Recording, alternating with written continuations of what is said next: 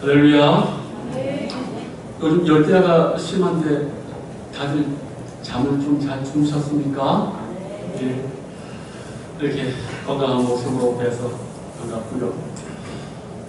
어르신도 잘 지내시고, 네. 다들 건강한 모습으로 뵈니까 너무 좋습니다. 우리가 성경으로 부르는 66권의 책이 있지 않습니까?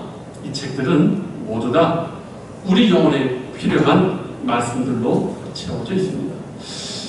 그래서 저는 어떤 면에서는 이 66권의 성경책이 어쩌면 우리 영혼의 필수 영양소인 66개의 영양소가 되지 않을까라는 생각도 많이 해봅니다. 우리가 학교에서 배울 때는 3대 주요 큰 영양소만 배우잖아요. 단백질, 지방, 탄수화물. 그러나 비타민이나 무기질, 미네랄, 마그네슘, 철분 이런 거 있지 않습니까? 아연 같은 거 많이 쓰여지지 않지만 그 작은 것이 핍절되었을 때에 사람이 거동을 못하는 게 많이 있어요. 성경도 마찬가지예요. 하나님께서 우리 영혼을 위해서 66개의 귀한 성경책을 주셨는데 문제는 우리가 편식하듯이 성경 말씀도 애용하는 말씀이 있고 잘 오지 않는 말씀들이 많이 있습니다. 아마 그 대표적인 성경 가운데 하나가 제가 사실 오늘 읽어드린 이 야고보서가 대표적인 신약의 한 책일 수가 있어요. 야고보서가 아주 귀중한 성경책임에도 불구하고 많은 교회의 성도들에게 그리고 설교자들에게 목회자들에게 각광받지 못하는 이유가 좀 있어요. 왜냐하면 우리 개신교의 시발점인 마틴 루터가 종교개혁을 하고 성경을 이렇게 보급할 때에 이 야고보서에 대해서 어떤 평론을 했냐면은 야고보서는 지푸라기 서신이라고 했어요. 왜? 야고보서는 언뜻 보면 믿음으로 구원을 얻는 게 아니라 행함을 강조하고 있고 얼핏 보기에는 행함으로 구원을 얻는다는 잘못된 오해를 많이 주기 때문에 사실은 이 마틴 루터가 이 야고보서에 대해서 그리 호의적이지도 않았고 이게 과연 성경의 정경으로 좀 인정받을 만한가 해도 사실은 그렇게 확실하게 강력한 지지를 보이지는 않았어요. 그래서일까 이렇게 이 야고보서가 그렇게 중요함에도 불구하고 오늘날 대표적으로 신약 성경 가운데 요한계시록처럼 읽혀지지 않는 성경과 아주 대표적인 성경이에요. 그런데 저는 이 보배로운 성경에 대해서 오늘날 우리 기독교인들이 더 많이 읽어야 된다고 봅니다. 특히 한국교회, 이 시대의 한국교회에 가장 필요한 성경은 이 야고보서라고 봅니다. 왜? 야고보서에 가장 많이 나오는 단어가 뭐냐면 온전하라는 뜻이에요. 근데 이 온전은요, 우리가 생각하는 완벽하다, 완전하다, 퍼펙트하다 이게 아니고요. 이 온전하라는 말이 성숙하라는 말이에요. 성숙하라는 말. 그러니까 우리가 오랜 신앙생활하며 하나님을 더 깊이 알고 배우고 주님을 닮는 입장에서 정말 성숙하고 영적인 성도가 무엇이냐라고 할 때 그 가장 강력한 지침과 교훈이 사실은 이 야고보서에 아주 집중적으로 나와 있어요. 어떻습니까? 읽고 싶어지지 않습니까? 성숙하고 싶지 않습니까? 좀 더 영성의 깊이를 알고 싶지 않습니까? 그렇다면 이 야고보서를 우리가 좀 더 배우고 공부할 필요가 있습니다. 그래서 오늘 저는 이 야고보서의 말씀을 통해서 참으로 성숙한 신앙인 그리고 그리스도 안에서 영성의 성숙을 가진 아름다운 하나님의 사람들은 어떤 믿음의 특징들이 있을까? 그리고 그들은 어떤 삶의 태도와 행동들이 있을까를 제가 오늘 한번 말씀드리려고 합니다. 자, 먼저 우리는 이 1장 1절에서 야고보의 자기소개를 통해 가지고 정말 영적으로 성숙한 사람은 무한한 겸손과 낮아짐의 가치를 최고로 자랑한다는 걸 알 수가 있어요. 더 구체적으로 성경의 표현에 의하면 지금 이 야고보가 이 서신을 받는 많은 사람들에게 뭘로 자기를 소개하냐 하면 뭘로 소개합니까? 하나님과 주 예수 그리스도의 종. 아마 제가 하도 이 종이란 말을 너무 강조하고 한 2, 3주 전에 로마서에서 사도 바울의 종됨을 또 설교했기 때문에 아유 목사님 그거 사도들이 의인의 서신 첫 번째 의인을 그렇게 종으로 얘기하는데 뭐가 그렇게 특별하다고 또 그렇게 말씀하십니까? 이 사람도 뭐 특별히 내세울 것 없으니까 모든 사도들이 편지 쓸 때마다 의뢰서는 그 상투적인 인사말 아닐까요? 라고 하겠지만 아니에요. 사도 바울이 종이라고 하는 거하고 이 요한이 종이라고 하는 거하고 베드로가 종이라고 하는 거하고 오늘 이 야고보가 종이라고 할 때는 아주 다른 면이 많이 존재해요. 어떤 면요? 야고보는요 사실 초대교회 때 가장 내세울 것이 많은 사람이었고 가장 위대한 영예를 가진 사람이었고 놀라운 것은 초대교회의 영적 권위에 최고봉에 있었던 사람입니다. 처음 듣습니까? 우리들 생각에는 초대교회에 구름 같은 베드로와 사도 요한이 양대 기둥 아닙니까? 천만의 말씀. 그렇지 않아요. 갈라디아서 2장 9절에 보면 사도 바울이 본인이 다메섹에서 회심하고 나서 예루살렘 교회를 찾아간 기사가 있는데 거기 보면 어떤 기록이 되어 있냐면 기둥같이 여기는 야고보와 게바와 요한도 내게 주신 은혜를 알므로 뭔가 아니에요. 예루살렘 모교회에 강력한 영적 리더십을 가진 사람들이 세 사람이 있었대요. 두 사람이 아니에요. 세 사람입니다. 그런데 순서를 보십시오. 게바가 누굽니까? 베드로죠. 네. 여기 보니까 기둥같이 여기는 야고보와 게바, 베드로와 요한 순서가 달라요. 우리 생각에는 베드로와 요한이 첫 번째, 두 번째 영적 권위를 가지고 있는 것 같은데 아니요. 바울은 정확하게 보고합니다. 아니다. 기둥같이 여기는 첫 번째 권위를 누가 가지고 있다? 야고보가 가지고 있다. 이 야고보가 누군지 아십니까? 예수님의 육신의 친동생이에요. 이 사람은 예수님이 십자가 때까지 믿지 않았던 사람이에요. 그런데 부활의 주님께서 가장 먼저 베드로에게 보이시고 12제자에게 보이시고 500여 제자에게 보내신 다음에 그 다음에 누구에게 보이냐면 이 야고보에게 보였어요. 또 이 사도행전 1장에 보면 120명의 성도가 기도할 때 이 야고보가 여기 들어가 있어요. 그러니까 이상하게도 야고보는 예수님 살아생전에는 믿지 않았어요.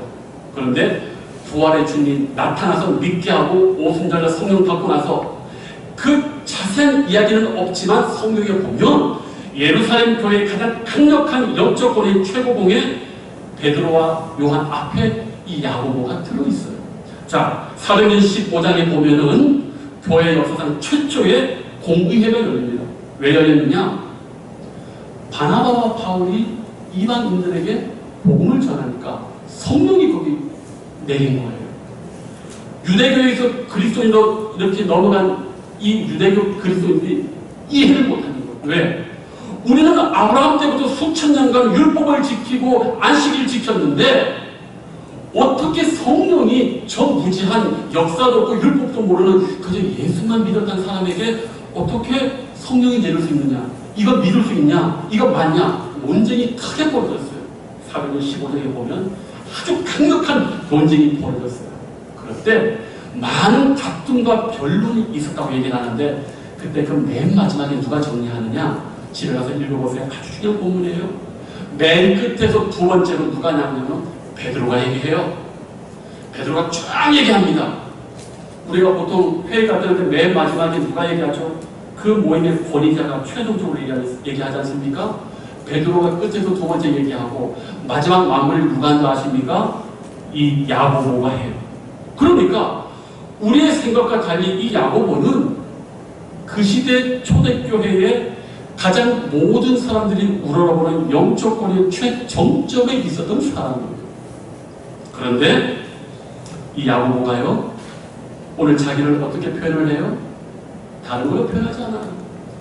나는 친히 예수 그리스도 예수님과 함께 33년을 함께 살았던 가족이요 동생이었다. 나는 부활의 주님을 경험했다. 나는 놀라운 승리의 은혜를 받고 지금 예루살렘 교회 최고의 영적 권위자다라고 이 서신 쓸 수 있었는데 야고보가 그 얘기 쓰지 않아. 지금 이 서신을 왜 흩어져 있는 12지파라고 했냐면 예루살렘과 유대와 땅끝까지 수많은 사람들이 고통을 받고 있었거든요. 그러면 베드로가 보낸 서신도 도움이 됐을 거고 사도 바울이 보낸 서신도 도움이 됐을 건데 근데 보십시오. 어떤 분이 편지를 썼는데 육신의 예수님의 친동생이자 예루살렘 교회 최고의 영적 지도자가 이런 자세한 내용을 가지고 편지를 쓰면은 그 편지를 받는 성도들 입장에서 힘이 될까요? 안 될까요? 힘이 되지요. 누구보다도 힘이 되지요. 그런데 야고보가 1절 얘기하잖아요. 오로지 무슨 얘기만 하냐 하면 하나님과 주 예수 그리스도의 뭐요? 이게 성숙한 사람의 아주 귀중한 명령이에요. 정말 영적으로 성숙한 사람은요, 진정한 가치를 그리스도 안에 종됨을 가장 최고로 여기는 사람. 오늘 우리가 교회 안에 여러 직분과 내 자신을 드러내고 포장할 수 있는 여러 명예로운 호칭들이 많이 있어요. 그런데 그 사람의 영적 성숙을 이렇게 알 수 있는 게 있어요. 당신은 당신 자신을 뭘로 소개합니까? 뭐 이루는 게 많지, 이름도 많지. 그러나 성령의 이러한 하나님의 제자들은 언제나 그런 수식을 쓰지 않아요. 우리 교황 아십니까?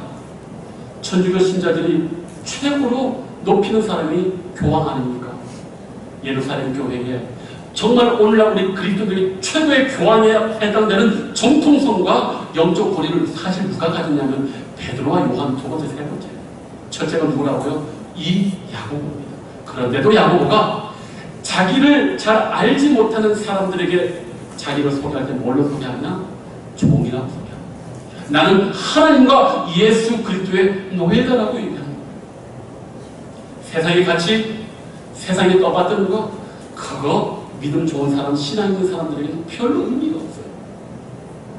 오로지 내가 하나님의 사랑과 은혜에 묶이고 내가 그분을 떠나서 살 수 없다라는 이것만을 최고로 여기는 것이 바로 믿음의 성숙한 신앙인들의 특징이라는 겁니다.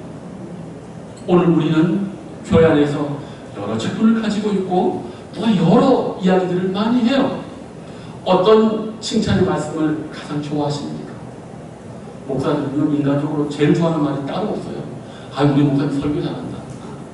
그런데 제가 안타까운 거는 이거는 틀린 게 아니라 성경적으로는 부족해요. 오늘날 성도들과 하나님의 신실한 주의 종들과 주의 일꾼들이 가장 최대한 여기는 친구가 뭔지 아십니까? 저 사람은 정말 하나님의 종 같아요. 이게 성경이 원래 말하는 말인데 우리는 이거 얘기 안 해요. 저는 그런 현실이 안타까워요. 좀 성경대로 좀 말했으면 좋겠어요. 성경대로. 제가 어렸을 때 존경하는 많은 목사님들의 이야기를 들으면 왜 이런 말을 안 할까? 저 목사님 참 설교 잘하신다, 유쾌하시다, 은혜롭다. 그런데 이 얘기는 안 해요. 저 목사님은 정말 하나님의 종 같아. 저는 목회자뿐만 아니라 우리 교회 신실하게 예수를 믿는 우리 성도님들이 새로운 가족들이 왔을 때에 정말 믿음이 연약한 분들이 이렇게 왔을 때에 도움을 받고 그분을 칭찬할 때 그런 얘기했으면 좋겠어요. 저 권사님, 저 장로님, 저 집사님은 하나님의 뭐 같아요? 종. 이게 성경에서 말하는 가장 위대한 칭호예요. 세상에서는 가장 별 볼 일 없는 말일 수 있어도 신앙의 이 위대한 사도들과 제자들이 목숨 걸고 붙들었던 최고의 가치가 이 종이라는 단어입니다. 야고보는요, 누구보다도 자랑할 수 있는 합법적인 타이틀들이 많았지만은 그는 나는 하나님과 예수 그리스도의 종이라는 것을 가장 먼저 자랑했습니다. 이 자랑과 이 겸손과 이 낮아짐이 우리 사랑 성도님들의 성숙함을 드러낼 수 있는 그런 은혜의 고백이 되기를 주님의 이름으로 축복합니다. 이제 본격적으로 이제 그러면 야고보가 성숙한 신앙을 가진 사람에 대해서 그가 첫 번째로 말하는 신앙의 특징을 이제 한번 말씀드리려고 해요. 자, 2장 2절에 우리 다 같이 한번 읽어볼까요? 우리 2절과 3절 다 같이 한번 읽습니다. 시작! 내 형제들아, 너희가 여러 가지 시험을 당하거든 온전히 기쁘게 여기라. 이는 너희 믿음의 시련이 인내를 만들어내는 줄 너희가 알리라. 여기까지. 야고보가요, 왜 지금 첫 번째 말로 이 시험을 언급할까요? 야고보가 이렇게 보니까 야고보의 성능이 이런 겁니다. 많은 성도들이 왜 성숙한 신앙으로 자랑하지 못하는 것을 봤을 때에 그 문제의 가장 큰 걸림돌이 뭐냐면 인생에서 그렇게 많이 맞이하는 시험에 대해서 잘못된 이해를 가지고 다들 여기에서 실패하고 있다는 걸 이 야고보가 먼저 발견합니다. 이전 말씀에 힌트가 있죠. 뭡니까? 내 형제들아 너희가 여러 가지 시험을 당하거든 어떻게 하라? 온전히 대부분의 성도들이 이렇게 여기지 않기 때문에 그렇다는 거예요. 자, 보십시오. 오늘 우리들은요 이 시험과 시련에 대해서 기쁘게 여기지 않아요. 대부분의 사람들은 시험과 시련을 만나면 어떻게 해요? 도망치려고 발버둥 칩니다. 그리고 어때요? 복을 구합니다. 우리는 이것을 세련된 말로 기복주의 신앙이라고 얘기합니다. 기복주의 신앙이 복을 달라고만 하는 게 아니라 이 시련과 고통에서 빨리 도망가고 없애주시고 복만 달라고 하는 게 기복주의 신앙이에요. 그런데 성경은 우리에게 이 시험을 만나거든 피하라고 가르치지 않아요. 예수님은 우리에게 말씀하실 때 시험이 없어지라고 가르치지도 않아요. 오히려 성경은 예수 그리스도의 삶은 그리고 성도들의 삶과 불신자의 삶은 모두가 동일하게 뭐예요? 온갖 종류의 시련과 고통이 똑같이 찾아온다고 얘기해요. 요한복음 16장 33절에 이에 대해서 아주 중요한 말씀이 있어요. 뭐냐면 이것을 너희에게 이름은 너희로 내 안에서 멀든다 평안을 누리게 하려 합니다. 세상에서는 너희가 환난을 당하나 담대하라 내가 세상을 이겼노라. 주님이요 우리에게 말씀하십니다. 너희가 뭘 당한다고요? 환난 당한다는 거예요. 담대하는 거예요. 근데 그 평안은 어떤 평안이냐? 환난이 제거되고 시련과 고난이 없는 그런 것에서 오는 평안이 아니고 환난과 시련이 아무리 다가와도 그것을 이기고 극복하여서 그 환난과 시련이 우리의 평안을 흔들 수 없는 그 평안을 예수님이 주셨다는 거예요. 오늘날 우리가 바로 이 부분에서 자꾸 실패하는 거예요. 시험과 시련은 언제나 우리에게 오게 돼 있어요. 우리 이 인생을 구성하는 인생의 필수 요건이 시험과 시련이에요. 근데 우리는 자꾸 이거를 거부하고 밀어내려고 하는 거예요. 여기서부터 건너가지 못하니까 성숙이 안 이루어지는 거예요. 그런데 바로 이 부분을 야고보는 뭐라고 합니까? 시험을 당하거든 온전히 뭐요? 기쁘게 여기라. 이게 안 되니까 우리가 성숙으로 못 나가는 거예요. 그 시험을 기쁘게 여겨서 그 시련을 통해서 인내를 알고 인내를 통해서 온전해져야 되는데 우리는 이걸 기쁘게 여기는커녕 싫어하는 거예요. 거절하는 거예요. 거부하는 거예요. 여기서부터 우리 신앙의 성숙이 정체된다. 저는 오늘 이 시험을 자꾸 거부하고 회피하고 당연히 있는 것을 인정하지 못하는 이 부분을 이렇게 고민하다가 우리 성도님들에게 좀 이것을 이해하기 좀 쉬운 예화가 있을까 하다가 갑자기 문득 옛날에 제가 그 불교 그 석가모니 이야기 읽었던 것이 조금 생각이 나는 재밌는 이야기인데 우리들에게도 좀 도움이 되는 이야기예요. 한번 들어보세요. 어떤 얘기냐면 그 눈물로 얼룩진 한 여인이요 거리를 헤매고 있었어요. 그런데 이 여자의 품에는 강보에 쌓인 어린 아이가 있었습니다. 거리에 많은 사람들에게 애원을 합니다. 이 젊은 세대기 내 아이 좀 살려주세요. 다가던 아이들이 딱 보니까 벌써 애가 죽어있는 거예요. 그러니까 엄마가 그 부모들이 얘기하는 겁니다. 세대 아이가 이미 죽었는데. 그러니까 이 엄마가 말하는 거예요. 아니에요. 살릴 수 있습니다. 알고 봤더니 이 여인이 그렇게 가난한 집안에서 시집을 가가지고 그렇게 구박을 받았는데 아이가 생기고 아이가 태어나니까 그 집안의 분위기가 싹 바뀐 거예요. 그런데 그 행복이 오래 못 가는 거예요. 애가 어느 날부터 열이 펄펄 나고 버티기 시작하는데 배약이 무효한 거예요. 그래가지고 백방으로 아이를 고치려고 했는데 이제는 아이가 어느 날 울지 않습니다. 애가 죽었습니다. 남편이 보고 여보 이제 그만해라. 아이가 죽었다. 그러니까 이 엄마는 아니요 살릴 수 있어요. 반드시 내가 지금 살릴 겁니다 라고 그렇게 했다는 거예요. 그래서 거리를 산발을 하고 맨발을 다니는 거예요. 그러니까 이렇게 보니까 해가 기울고 어느덧은 유연히 보니까 이 젊은 세대들이 너무 모습이 안타까운 거예요. 나이 많고 인자한 할머니 한 분이 이렇게 오시더니 그런 얘기를 한 겁니다. 세대 아이를 한번 볼까?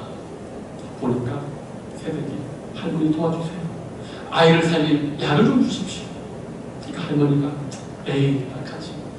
아이를 살릴 약이 내게 있겠습니까? 그 약 줄 수 있는 사람 내가 가르쳐 줄 테니까 요 길 따라서 서쪽으로 가면은 뭐 기원정상에 있는데 거기 부처님이라는 분이 계신다고 해. 그래서 고통을 치료하고 죽지 않는 약을 나눠준다고 하니까 한번 가봐요 라고 한 거예요. 그런데 뭐 왔어요. 석가모니가 뭐 어떻게 하겠어요? 석가모니가 살릴 수 있겠어요? 우리 예수만 살릴 수 있지. 석가모니가 이렇게 보니까 벌써 애가 죽어서 있는 거예요. 그러니까 너무 이 여자의 마음이 안타까우니까 얘기를 다 듣고 석가모니가 이런 얘기를 했다고 해요. 좋습니다 여인이여. 사람이 한 번도 죽어나간 적이 없는 집을 찾아 그 집에서 겨자씨 한 줌을 얻어오면 내가 당신 말대로 살릴 방도를 알면 좋겠어 라고 했더니 얼마나 기뻐요. 아이를 살려주는 방법이니까. 여자가 힘이 나고 눈이 빡 반짝해서 돌아다니면서 많이 겨자씨 한 줌 주세요. 그러니까 잘 모르지만 그 주인이 이렇게 보니까 여자가 불쌍합니다. 두 줌 세 줌을 딱 줘요. 딱 돌아서기 전에 묻는 거예요. 저기 혹시 여기는 죽은 사람 없지요? 하니까 아 여보 세대 이 세상에 죽어나가지 않는 집에 그게 어디 있어.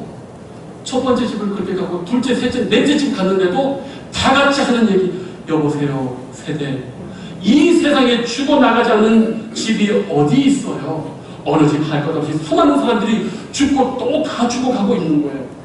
이때 여자가 정신이 번쩍 드는 거예요. 지금은 아이를 살리려고 하니까 그것밖에 안 했지만은 거기서 뭘 깨달았습니까? 아, 누구나 죽는구나. 그 이별의 순간이 이 아이와 나에게는 빨리 왔을 뿐 죽음이라는 이 문제는 어때요? 거절하고 거부한다고 되는 게 아니다. 제가 왜 얘기 드립니까? 우리 인생의 고난도요 마찬가지예요. 거절하고 거부하고 회피한다고 없어지는 게 아니에요. 오히려 성경은 이 고난과 시련을 통해서 우리를 인내를 배워가고 더 온전케 하고 주님을 향한 깊은 신앙의 성숙한 사람으로 이 고난과 시련을 하나님이 들어 쓰신다고 얘기하고 있어요. 그런데 우리는 이 좋은 기회, 시련과 고난이 오게만 하면은 교회를 안 나가, 기도를 안 해. 내가 믿는 하나님 잘못했다. 우리 새벽 기도에도 나오시는 그 여자 집사님 한 분 계시는데 이 신앙교육을 제대로 못 받으셨어요. 한 2, 3일 안 나오셔가지고 내가 물어봤어요. 친구분한테. 왜 안 나오세요? 하니까 아들 나이가 32살인데 결혼을 못했다. 그래서 새벽에 나와서 크게 간절히 기도하는데 하나님 내 기도를 응답을 안 해주신답니다. 뭘 그걸 그런 식으로 기도를 해요. 이게 얼마나 이게 연약한 믿음이에요. 어? 하나님이 알아서 하시는 거지. 내가 기도하는 대로 다 그걸 하나님 들어주셔야 됩니까? 그래서 내가 보면서 야, 참 이렇게 신앙이 약할까. 근데 여러분 보십시오. 오늘 이 말씀이 정확합니다. 시련은요 뭘 준다고요? 인내를 준다는 거예요. 우리가 시험과 고난을 겪게 되면요 가장 중요한 게 있습니다. 그 고난을 가지고 인내하면서 기도하게 될 때 우리가 알지 못하는 신앙의 성숙과 축복을 받아들이는 믿음의 거장으로 변화된다고 성경이 말하고 있어요. 그런데 우리는 언제나 거절하고 싶고 거부하고 싶고 피하고 싶은데 아니요. 여기에서부터 우리가 이제는 어떻게 생각해야 되느냐. 성경은 뭐라고 합니까? 야곱은 아니다. 기쁘게 여기다. 이렇게 되면 마귀가 우리를 못 흔들고 제가 여러분 참 감사하고 있어요. 좀 어려움이 있다. 시험이 있다 싶으면은 옛날 같으면 스트레스 받는데 지금 무슨 생각 드냐? 도대체 하나님이 무슨 일을 하시려고 기대가 돼요. 제가 솔직히 우리 김재현 목사님께서 이렇게 또 뭐 하나님 은혜를 입고 나갔는데 제가 좀 싫은 소리를 했어요. 목사님 8월 달에는 모든 교회가 성경 공부, 장년부 제일 교회가 바쁜데 우리 목사님은 그래요. 목사님 뭐 교회가 이렇게 하면은 도전부를 모시지 않겠습니까? 그건 당신 생각이지. 8월달에 누가 와 모든 교회 최고로 집중하는 시간인데 어느 사람이 거기로 그만두고 올 수가 있냐고. 처음에는 인간적인 좀 섭섭함이 있었지만 지금은 생각이 달라졌어요. 하나님의 어마무시하게 좋으신 분을 보내주시려고 기도하게 하신다. 딱 그렇게 생각하니까 어때요? 기뻐요. 오늘 이 말씀처럼 시험을 당하거든 온전히 기쁘게, 그뿐만 아니죠. 우리 인생에 뭔가 내 뜻대로 되지 않고 뭔가 고민거리가 있을 때마다 기쁘게 여기지 않으면 사단이 딱 틈을 대게, 봐라 문제 있지. 그러면 여러분 말려들어요. 어려움이 있을 때마다 옳다구나 기쁘게 여기고 하나님의 위대하신 역사를 바라보기만 하면 마귀가 도망가고 헛짓을 못하는 거예요. 하나님 앞에 기뻐하고 감사하고 대망하는 사람에게 어떻게 악령이 역사할 수 있겠어요? 고난을 줬는데도 기뻐하고 하나님을 바라는데 뭘 할 수 있겠어요? 바로 그거예요. 야곱의 이 말은 대단한 말이에요. 우리를 대부분이 왜 시험을 당할 때 다 미끄러지고 그 자리에 머무냐? 대부분이 그래요. 다 속고 있는 거예요. 그런데 야곱은 말합니다. 시험을 당하던 온전히 모여 기쁘게 여기라는 거예요. 하나님이 놀라운 일을 향하고 준비하고 계시다는 거예요. 아름다운 일이 분명히 일어날 것입니다. 제가 자주 설교하는 예화가 있잖아요. 독수리가 이렇게 그 큰 독수리는 날개를 펴면 3m에서 5m까지 엄청 큽니다. 무시무시해요. 근데요, 그 독수리가 저 창공을 아무 때나 날 수 없어요. 바람이 이렇게 산들산들 가면 절대 못 날아요. 독수리가 언제 그 큰 몸집 날 줄 아닙니까? 자기를 향해서 강력한 이 바람이, 자기를 부수는 엄청난 시련의 바람이 올 때 그 바람을 거슬러서 창공으로 올라가는 거예요. 이해되십니까?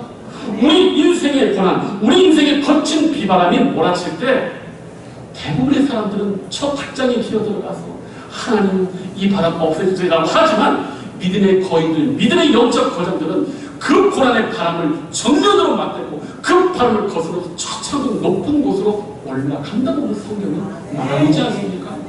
그렇기 때문에 우리는 오늘 이 야곱과 말한 이 성숙한 믿음의 첫 번째 당부를 꼭 기억해야 됩니다. 시험을 당하면 어떻게 해요? 온전히 기쁘게 여기라.